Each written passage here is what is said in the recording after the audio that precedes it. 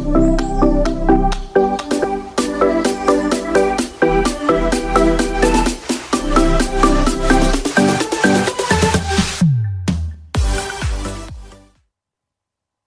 का टॉपिक है अपना light sensor, smart material sensor and micro and nano sensor. तो हम बेसिकली कई सारे सेंसर्स कर चुके हैं, चाहे वो डिस्प्लेसमेंट हो, चाहे पोजीशन हो, चाहे टेम्परेचर सेंसर्स हो। अब कुछ स्पेशल सेंसर्स हैं, जैसे लाइट सेंसर्स हो गए, स्मार्ट मटेरियल सेंसर्स हो गए, है ना, इनको हम पढ़ने वाले हैं। और माइक्रो नैनो सेंसर्स बहुत ज़्यादा डिफरेंट नहीं है, बट इनकी स्केलिंग माइक्रोमीटर नैनोमीटर में की गई है, इसलिए इनको माइक्रो और नैनो सेंसर्स बोलते हैं। पर्पस वही होंगे, कहीं ना कहीं प्रेशर, कहीं ना कहीं टेम्परेचर, ये सब मेजरमेंट कर रहे होंगे ये सेंसर इसके लिए। लेकिन इनकी जो स्केलिंग है, जो इनका कंस्ट्रक्शन है, वो उस स्केलिंग में है जिसकी वजह से इनको माइक्रो और नैनो सेंसर बोला गया है। लेकिन हम देखेंगे कि कौन कौन से सेंसर्स को माइक्रो और नैनो सेंसर्स बोले। स्मार्ट मटेरियल सेंसर्स क्या होते हैं? जो एक स्पेसिफिक मटेरियल होता है जिसका यूज करके हम किसी फिजिकल क्वांटिटी को मेजर करते हैं, इनको हम स्मार्ट मटेरियल। ठीक, चलिए स्टार्ट करते हैं लाइट सेंसर से। लाइट सेंसर बहुत सिंपल है कि हम सेंसर के थ्रू किसी लाइट की प्रेजेंस को सेंस करेंगे। ओके, और उस लाइट की प्रेजेंस का हम कैसे एप्लीकेशन निकाल सकते हैं, वो सारी चीजें इसमें देखते हैं। सबसे पहले बात करते हैं हम लाइट सेंसर की। लाइट सेंसर में क्या? A light sensor is a photoelectric device that converts light energy, that means photons, detected to electric energy।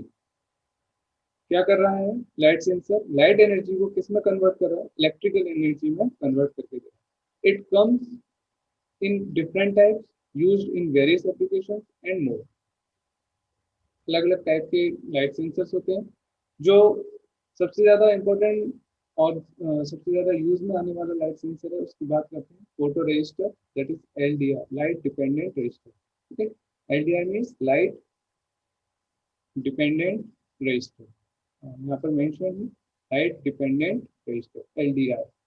नाम से भी पता चल रहा है कि ये कोई एक ऐसी डिवाइस है जिसका रेजिस्टेंस वेरी करेगा अगर इस पर लाइट इंटरेक्ट करती है। ठीक है, so the most common light sensor type that is used in light sensor circuits are photoresistors and also known as light dependent resistors. Photoresistors are used to simply detect whether a light is on or off and compare relative light levels throughout a day. ये जो LDR है, उसका काम क्या है? ये sense करना कि लाइट है या नहीं है, और एक रिलेटिव लाइट लेवल से कंपेयर करता है। ठीक है, so high resistance semiconductor material called cadmium sulphide cells highly sensitive to visible and near infrared lights.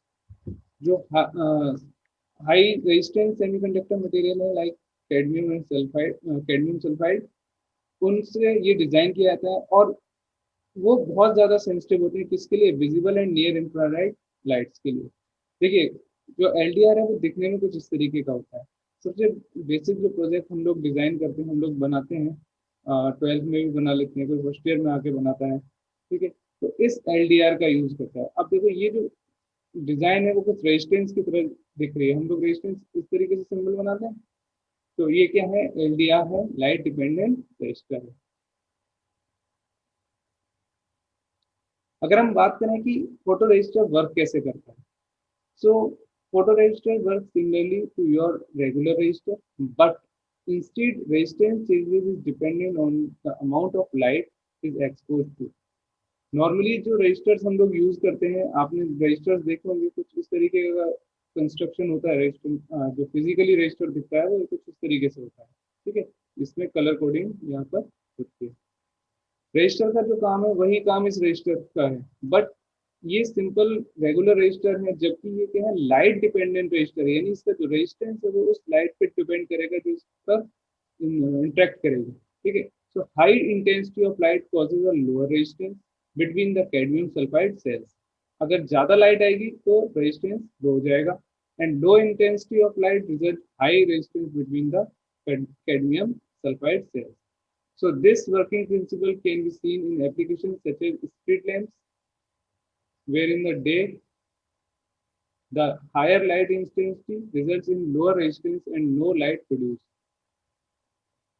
आपने देखा होगा कि जो स्ट्रीट लाइट्स होती हैं, स्ट्रीट लैंप्स होते हैं, वो दिन में कई प्लेसेस पे ऐसा है जहाँ पर स्विचेस यूज नहीं किया जा रहा है, मैनुअली उसको कंट्रोल नहीं किया जा रहा है, वहां पर एलडीआर सर्किट यूज किया जा रहा है। ठीक है, जब लाइट की इंटेंसिटी ज्यादा होती है तो वो उस वहाँ उस जो एलडीआर है उसमें रेजिस्टेंस क्या हो जाता है, कम हो जाता है, और इसकी वजह से वो लाइट प्रोड्यूस नहीं होती। तो आप ये ग्राफ देख सकते हैं जिसमें लाइट इंटेंसिटी अगर बढ़ती जा रही है ना, तो डार्क इन टाइम जो रेजिस्टेंस है वो क्या होगा, ज्यादा होगा और लाइट ग्लो करेगी। मीडियम, और जब इंटेंसिटी बहुत ज्यादा है यानी ऑलरेडी सनलाइट है, तो वहां पर हमें रेजिस्टेंस कम करना है क्योंकि हमें लाइट ग्लो नहीं कराना है। ठीक है, तो ये एक कॉन्सेप्ट होता है इसका फोटो रजिस्टर का कि ये वर्क कैसे करता है। High intensity light lower resistance, low intensity light high resistance. Next है photodiode. Photodiode are another type of light sensor, but instead of using the change in resistance like LDR, it's more complex to light, easily changing light into a flow of electric current, also known as photodetector or photo sensor. ये क्या होता है, simply जो LDR है उसकी तरह नहीं होता, बट ये कॉम्प्लेक्स होता है लाइट को लेकर, है ना। लेकिन ये जो लाइट में चेंजेस होते हैं उसको इजीली डिटेक्ट कर सकता है, उसको उसकी वजह से जो करंट फ्लो है उसको कंट्रोल कर सकता है। Clear. What are the photodiodes made of. जो फोटोडायोड है वो किसका बना होता है, देख लेते हैं। सिलिकॉन एंड जर्मेनियम मटेरियल्स का बना होता है। Okay, and comprise of optical fibre built in lenses and surface area. आप देखो कुछ इस तरीके का फोटोडायोड होता है, ये अलग अलग इसके डायग्राम्स दिए हुए हैं। ठीक है, किसका बना हुआ है, मेनली सिलिकॉन और जर्मेनियम, दोनों ही क्या है, सेमीकंडक्टर मटेरियल्स हैं। ये वर्क कैसे करता है, photodiode work on the working principle called the inner photo electric effect. Inner photo electric effect, to simply put it, when a beam of light hits, electrons are loosened, causing electron holes which result in electric current। Concept बहुत simple है कि अगर silicon और germanium material के ऊपर आप light interact कराते हैं, इस पर कोई भी लाइट यानी इसको फोटॉन्स गिरते हैं, तो जो इसके सरफेस पे इलेक्ट्रॉन्स होते हैं वो जो बॉन्ड बना होता है वो टूट जाता है, जिसकी वजह से इलेक्ट्रॉन्स होल्स की पेयरिंग होना शुरू हो जाती है और हमें करंट मिलना स्टार्ट हो जाता है। क्यों, क्योंकि मूवमेंट ऑफ इलेक्ट्रॉन्स की वजह से ही तो करंट जनरेट होता है, तो इलेक्ट्रॉन्स फ्लो करते हैं तो करंट भी फ्लो स्टार्ट हो जाता है। The brighter the light present the stronger the electric current. जितनी जितनी तेज लाइट होगी उतना ही ज्यादा इलेक्ट्रिक करंट होगा। This is about working of photo diode. अगर हम photo diode light sensor applications की बात करें, since current generated by photodiodes are directly proportional to the intensity of light, it makes it favorable for light sensing that requires fast light response changes। यहाँ पर क्या है, जो current flow हो रहा है वो डायरेक्टली किस पे डिपेंड कर रहा है, इंटेंसिटी ऑफ लाइट पे डिपेंड कर रहा है। इसकी वजह से हम जहाँ पर फास्ट लाइट रेस्पॉन्स चाहिए होता है कि अगर लाइट में जरा भी चेंज आए तो तुरंत रेस्पॉन्स मिल जाए, उस केस में हम फोटोडायोड लाइट सेंसर को यूज करते हैं। Since photodiodes are responsive to infrared light, it is applicable for more uses as well. Here some of applications like consumer electronics ranging from compact disc player to smoke detector। मतलब compact disc player जो आते थे पहले और smoke detectors में भी use होता है। इवन रिमोट कंट्रोल डिवाइसेस, जहाँ पर remote control devices, remote control से चलने वाली जितनी भी डिवाइसेस होती हैं वहाँ पर भी हम फोटोडायोड को यूज करते हैं। मेडिकल एप्लीकेशंस में, इक्विपमेंट इंस्ट्रूमेंट्स में, फॉर मेजरिंग एंड एनालिसिस और पर्पस के लिए, और सोलर एनर्जी सिस्टम में भी हम सोलर पैनल के फॉर्म में फोटोडायोड्स को यूज करते हैं, सबसे ज्यादा इंपॉर्टेंट। नेक्स्ट हम बात करते हैं photo transistor. The last light sensor type will be exploring today is phototransistor. The phototransistor light sensor can be described as the photodiode plus amplifier. It means जो photodiode वर्क कर रहा है वो तो ये काम करेगा ही करेगा, प्लस इसमें एक वर्ड और छुपा हुआ है, that is transistor. Okay, this is transistor. और उस ट्रांजिस्टर का वर्क हमने पढ़ा हुआ है कि एम्पलीफिकेशन का होता है. तो photodiode plus amplifier. With the added amplification, light sensitivity is far better on the phototransistor. However, it doesn't fare better in low light level detection as compared to photodiode. अगर इंटेंसिटी हाई है तो हम photo transistor को use कर सकते हैं, बहुत easy, बहुत अच्छा रेस्पॉन्स देगा. लेकिन अगर लो लेवल लाइट है तो उसमें फोटो डायोड ही सही वर्क करता है.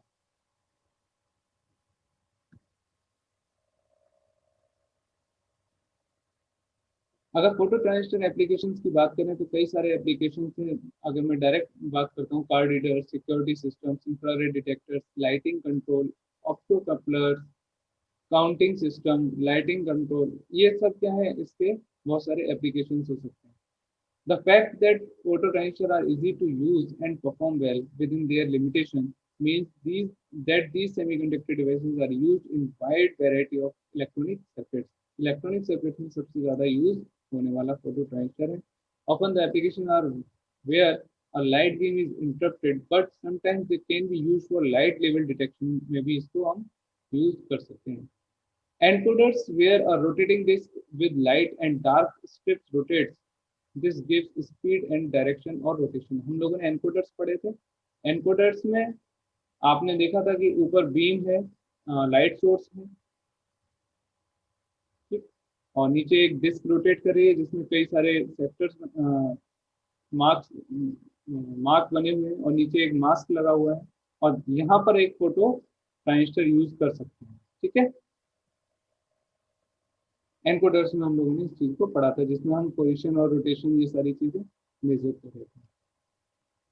अब बात करते हैं स्मार्ट मटेरियल्स की. लाइट सेंसर्स हो गए. स्मार्ट मटेरियल सेंसर्स क्या होते हैं? Smart material sensor also called intelligent or responsive material are designed materials that have one or more properties that can be significantly changed in a controlled fashion by external stimuli such as stress, moisture, electric or magnetic field, light, temperature, pH values, chemical compounds, etc.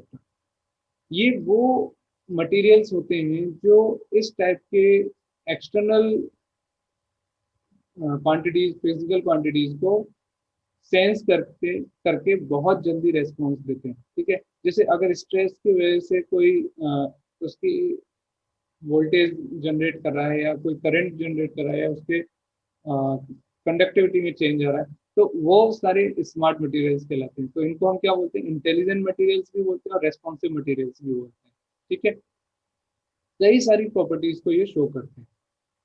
अब smart materials are the basics of many applications including sensors, actuators, artificial muscles, particularly as electroactive polymers. देखिए, जो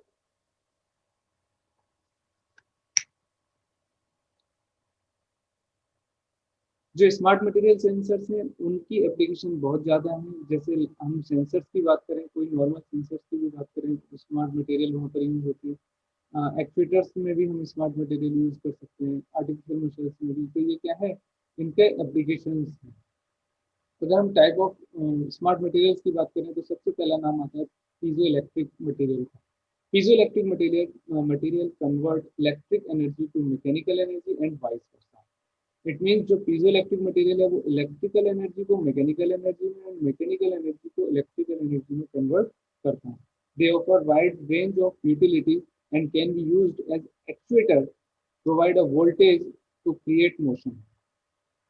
actuator इसलिए बोलते हैं क्योंकि जब हम इसको मैकेनिकल एनर्जी प्रोवाइड कराते हैं तो ये हमें electrical energy, that is voltage, provide कराता है जिसकी वजह से हम मोशन जनरेट कर सकते हैं. और हमने जब एक्चुएटर पढ़ना स्टार्ट किया था तो हमने सबसे पहले डेफिनेशन यही पढ़ी थी. सो ये सेंसर्स में भी यूज कर सकते हैं, such as many accelerometers and energy harvesters, since the charge generated from motion can be harvested and stored. Common application for piezo materials are BBQ igniters and actuators for inkjet printer headers. आपने देखा होगा printers में जो inkjet heads लगे होते हैं वहां पर भी हम पीजो इलेक्ट्रिक मटेरियल यूज करते हैं।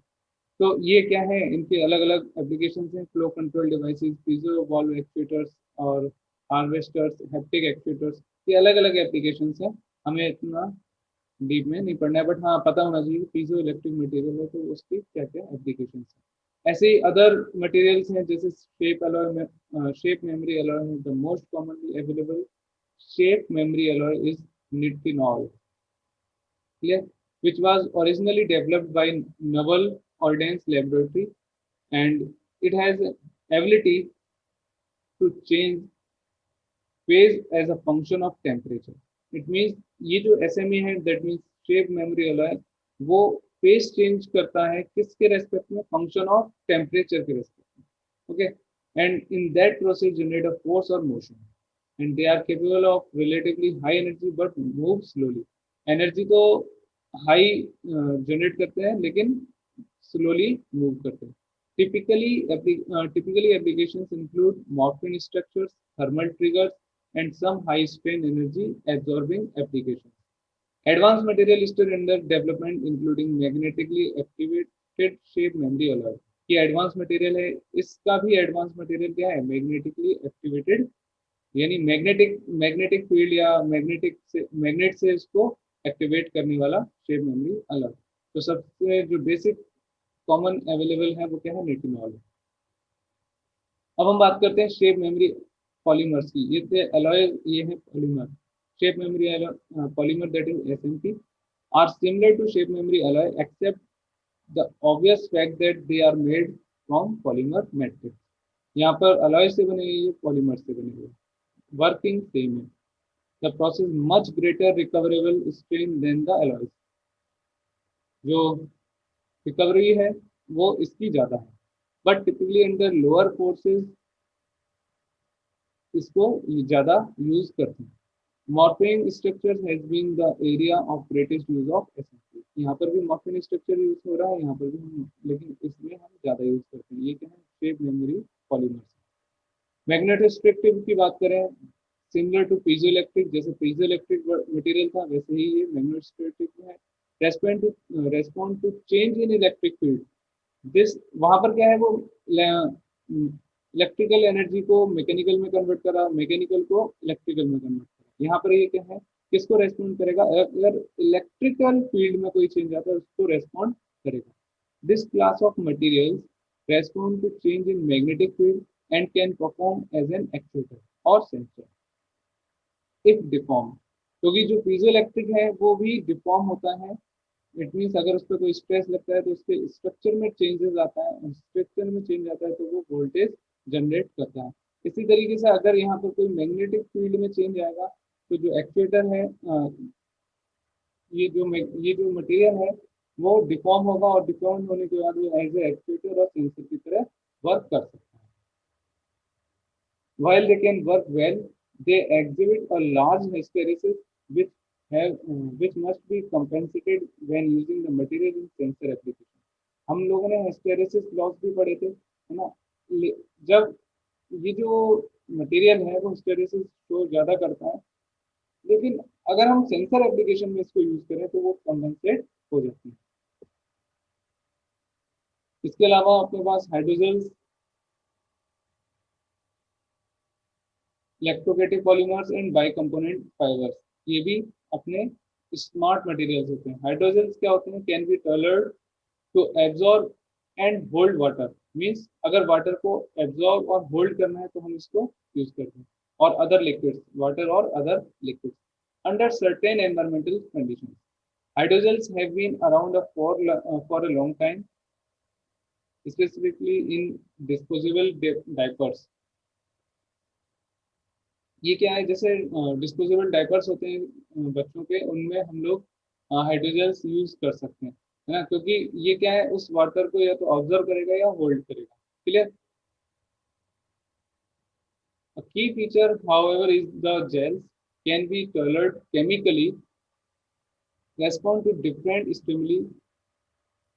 जो जेल है ना, उसको इस तरीके से केमिकली कलर किया जाता है कि वो अलग अलग स्टिमुली को रेस्पॉन्ड करे। And MIDE has also patented a method to embed the gel into a form which enables system to be built with the gel, such as hydrogel activated bulkhead shaft seals. ये अभी क्या है, under development चल रहा है कि gels को form के फॉर्म में इसको यूज किया जाए। ठीक है, अगर हम इलेक्ट्रोकेटिव पॉलीमर्स की बात की जाए, there are many forms of electrostatic polymers and many are still being refined. They have great potential as a flexibility of how they can be used, provide advantages over some of the metals and ceramic mentioned above. इनको इस तरीके से अभी use किया जाना है कि जितने भी अभी तक हमने पढ़े उनसे कैसे इसको एक्स्ट्रा बेनिफिट लिया जा सके, यानी एडवांटेज लिया जा सके। Most typically applications including energy harvesting and sensing. जो इसकी applications है वो energy harvesting और sensing में है। However, some researchers are looking at high voltage and low current actuators. इनको high voltage और low current actuators में भी डिजाइन करने की डेवलपमेंट चल रही है। ठीक है, नेक्स्ट है बाइकम्पोनेंट fibres. Adaptive thermal insulation can enable smart clothing that can change its thermal properties based on the environment. ये जो फाइबर्स हैं इनसे हम क्या बना रहे हैं, स्मार्ट क्लॉथ्स बनाते हैं जो अपनी थर्मल प्रॉपर्टीज को एनवायरनमेंट के अकॉर्डिंग चेंज कर सकते हैं। Clear?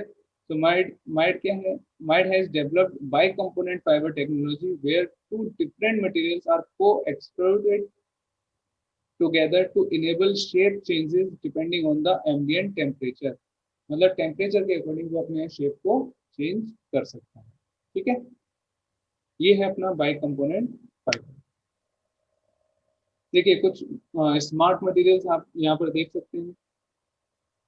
This is photochromic, piezoelectric जो हम लोगों ने पढ़ा था, पॉलीमॉर्फ्स, माइक्रो एनकैप्सुलेशन, थर्मोक्रोमिक, ये इस तरीके की आपने कई इमेज देखी होंगी जो थर्मल सेंसिंग में होती है। ठीक है, क्वांटम टनलिंग कंपोजिट और शेप मेमोरी वाला है, ये दिख रहा है शेप मेमोरी वाला कितना फ्लेक्सिबल होता है। स्मार्ट मटेरियल एंड स्ट्रक्चर्स, देखिए स्मार्ट मटेरियल्स को कहाँ कहाँ, देखिए एक्चुएटर्स हो चाहे सेंसर्स हो, हम स्मार्ट मटेरियल्स को यूज कर सकते हैं। बात करें हम नर्व्स की, कंट्रोलर्स की। क्लियर? जो एनवायरनमेंट है, एनवायरनमेंट से सेंसर ने सेंस किया, सेंसर ने नर्व्स को सिग्नल सेंड किया, नर्व्स ने कंट्रोलर को सिग्नल सेंड किया, हमारा कंट्रोलर तो हमारा ब्रेन। ठीक है, फिर वापस से नर्व्स को सिग्नल किया, नर्व्स ने सिग्नल किसको सेंड किया, एक्चुएटर्स को सेंड किया, एक्चुएटर के अकॉर्डिंग उसने वर्क किया। क्लियर? तो ये सारा क्या है, एक प्रोसेस होता है। ठीक है, ठीक है, फाइब्रस बैंड्स हैं, टेंडन है, इस तरीके से ये प्रोसेस ऐसे मूव करता है। क्लियर? अब हम बात करते हैं माइक्रो एंड नैनो सेंसर्स की। Nano sensors are nano scale devices that measure physical quantities and convert these to signal that can be detected and analyzed. Simple सी बात है, नैनो स्केलिंग पर डिजाइन किए गए इसलिए माइक्रो एंड नैनो सेंसर्स है। Clear? There are several ways proposed today to make nanosensors. These include top-down lithography, bottom-up assembly, and molecular self-assembly. ये अलग अलग मेथड्स हैं जिससे हम नैनो सेंसर्स बना सकते हैं, बनाते हैं, है ना। Top down lithography, bottom up assembly या फिर molecular self assembly. There are different types of nano sensor in the market and in development for various applications, most notably in defense, environmental, healthcare industries. जो application है सबसे ज्यादा वो किसमें है, defence में है, एनवायरमेंट में और हेल्थ केयर इंडस्ट्रीज में है। These sensors share some basic workflow जैसे a selective binding of an analyte, signal generation from the interaction of the nanosensor with the bioelement and processing of the signal into useful metrics. Means अगर हम अलग अलग industry देखें जैसे defence, environment और health care, तो वहाँ पर सबसे ज़्यादा माइक्रो सेंसर और नैनो सेंसर का यूज होता है। ठीक है, क्योंकि वहाँ हम किसको ट्रीट करते हैं, बायो एलिमेंट्स को ट्रीट करते हैं। देखिए कुछ एग्जाम्पल हैं।